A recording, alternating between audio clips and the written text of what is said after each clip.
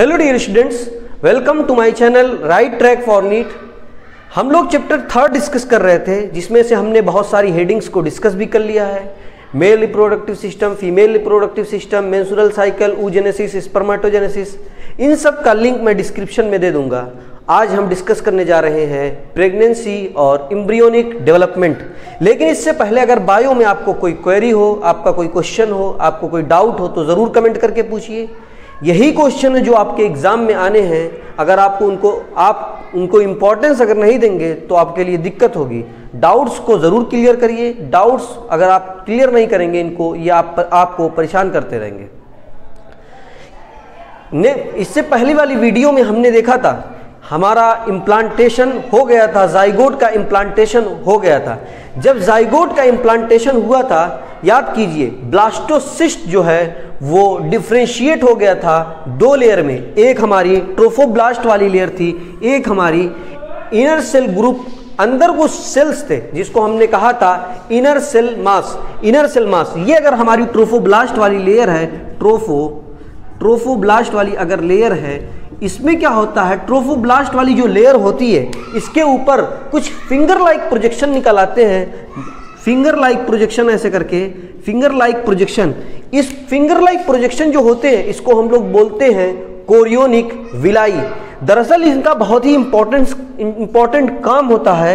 ये जो chorionic villi है ये यूट्रस के टिश्यू से मिलकर एक स्ट्रक्चर बनाते हैं। ऐसे इंटरडिजिटेड होकर, मैंने उंगलियां एक दूसरे में डाल दी, इसी को इंटरडिजिटेड बोलते हैं। ऐसे इंटरडिजिटेड होकर एक स्ट्रक्चर बनाते हैं जो स्ट्रक्चरल और फंक्शनल यूनिट होती है between the mother body and placenta, between the mother body and foetus और मदर बॉडी के बीच एक इंपॉर्टेंट स्ट्रक्चरल और फंक्शनल स्ट्रक्चर होता है जिसका नाम होता है प्लेसेंटा।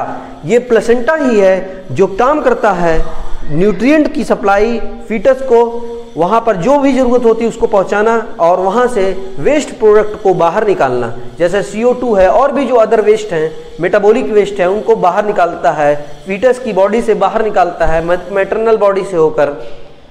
यही प्लेसेंटा जो है हमारे फीटस से कनेक्ट होता है एक स्ट्रक्चर की हेल्प से, जिसको हम लोग बोलते हैं एम्बिलिकल कॉर्ड। एम्बिलिकल कॉर्ड की हेल्प से ये हमारा फीटस कनेक्ट होता है प्लेसेंटा से।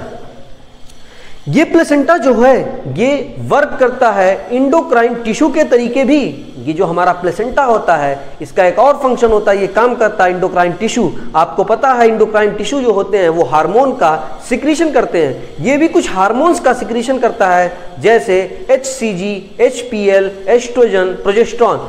जो HCG होता है ह्यूमन कोरियोनिक गोनेडोट्रोपिन, यही जब हम लोग प्रेगनेंसी का चेक करते हैं, बाजार से किट लाकर, मार्केट से जो किट लाते हैं, वो यही जो हार्मोन होता है HCG उसी को डिटेक्ट करता है। और ह्यूमन प्लेसेंटल लैक्टोजन होता है, एस्ट्रोजन होता है, प्रोजेस्टेरॉन, ये सब भी सिक्रीट होते हैं। लेटर फेज ऑफ प्रेगनेंसी में हमारी ओवरी से एक हार्मोन निकलता है जिसका नाम होता है रिलैक्सिन। रिलैक्सिन का काम ही होता है रिलैक्स कर देना।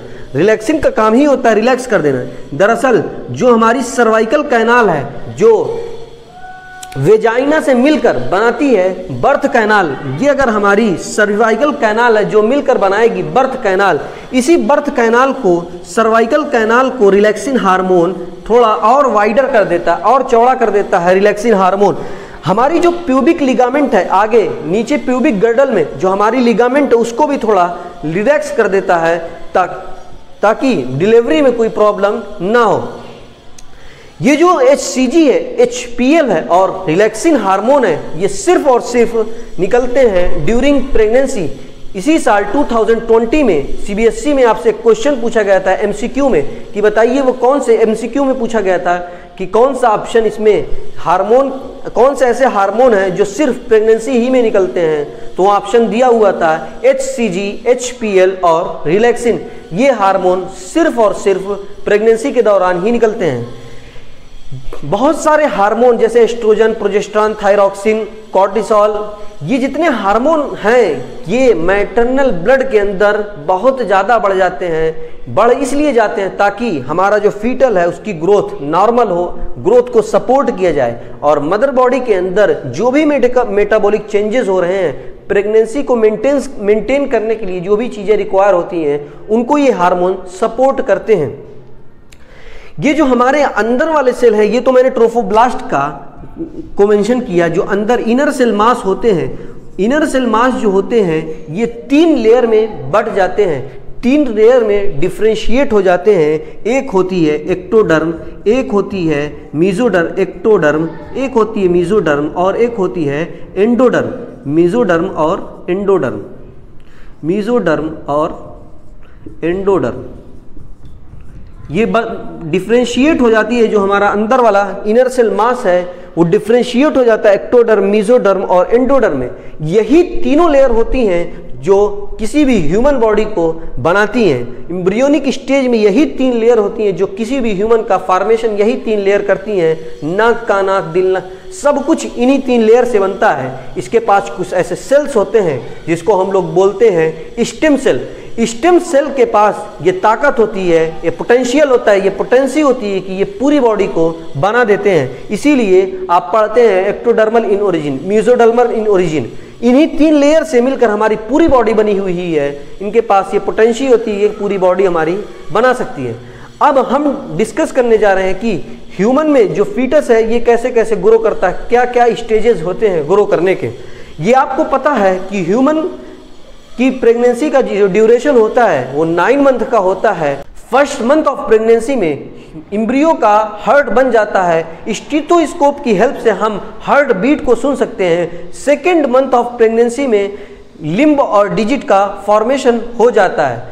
फर्स्ट ट्राइमेस्टर कंप्लीट होने पर यानी 3rd मंथ ऑफ प्रेगनेंसी में उसके मेजर आर्गन बन चुके होते हैं। एक्सटर्नल जेनिटलिया बन जाता है, हाथ पैर बन जाते हैं। हम उसकी मूवमेंट को 5th मंथ में जान सकते हैं। मूवमेंट को हम लोग 5th मंथ में जानते हैं, जबकि उसके ऊपर बाल आ जाते हैं, हेयर्स, फाइन हेयर्स ग्रो कर जाते हैं, आई लैशेस बन जाती हैं, आईलिड जो है सेपरेट हो जाता है। ये सब 5th मंथ में होता है। जब हमारा सेकेंड ट्राइमेस्टर कंप्लीट होता है तो हमारा जो बेबी है, जो फीटस है, पूरा का पूरा बन चुका होता है। बस जो लास्ट ट्राइमेस्टर होता है उसमें सिर्फ और सिर्फ उसका डेवलपमेंट होता है। उसके बाद ये 9 मंथ कंप्लीट होने पर डिलीवरी के लिए रेडी हो जाता है। डिलीवरी कैसे होती है ये हम लोग नेक्स्ट वीडियो में डिस्कस करेंगे। लेकिन आज मैंने जो कुछ भी डिस्कस किया उसको फिर से एक बार समराइज कर दूं। जब हमारा इम्प्लांटेशन हो जाता है तो हमारी जो ट्रोफोब्लास्ट वाली लेयर है उसके ऊपर कुछ फिंगर लाइक प्रोजेक्शन होते हैं जिसको हम लोग बोलते हैं कोरियोनिक विलाई। ये कोरियोनिक विलाई यूटेरस के टिश्यू से मिलकर इंटरडिजिटेड हो जाती हैं और एक स्ट्रक्चरल और फंक्शनल स्ट्रक्चर का फॉर्मेशन करती हैं जिसका नाम होता है प्लेसेंटा। प्लेसेंटा हेल्प करता है न्यूट्रिशन की सप्लाई में, वेस्ट प्रोडक्ट को रिमूव करने में भी हेल्प करता है। जो हमारा प्लेसेंटा होता है वो फीटस से कनेक्ट होता है with the help of umbilical cord. जो हमारा प्लेसेंटा होता है वो वर्क करता है इंडोक्राइन टिश्यू के तरीके भी और बहुत सारे हार्मोन का सिक्रीशन भी करता है, जैसे HCG, HPL और later phase oestrogen, progesterone. Later phase of pregnancy में हमारी ओवरी से हार्मोन निकलता है रिलैक्सिन, जो बर्थ कैनाल को या सर्विक्स को हमारे रिलैक्स कर देता है और प्यूबिक लिगामेंट को भी ये रिलैक्स कर देता है। जो कॉर्टिसोल, प्रोजेस्टेरॉन, ये जो जितने हार्मोन्स होते हैं HCG, HPL, ये सब मैटरनल ब्लड के अंदर मेनी फोल्ड इंक्रीज कर जाते हैं, बहुत ज़्यादा इंक्रीज कर जाते हैं फीटल की ग्रोथ को सपोर्ट करने के लिए, मदर बॉडी के अंदर जो मेटाबॉलिक चेंजेस हो रहे हैं उसको सपोर्ट करने के लिए। जो हमारा इनर सेल मास है वो डिफ्रेंशिएट हो जाता है 3 लेयर में, एक्टोडर्म, एंडोडर्म और मीजोडर्म। इन्हीं 3 लेयर से पूरी ह्यूमन की बॉडी बनी हुई होती है। इन लेयर्स में कुछ ऐसे सेल्स होते हैं जिसके पास ये ताकत होती है कि वो पूरी ह्यूमन की बॉडी बना सके, जिसको हम लोग बोलते हैं स्टेम सेल।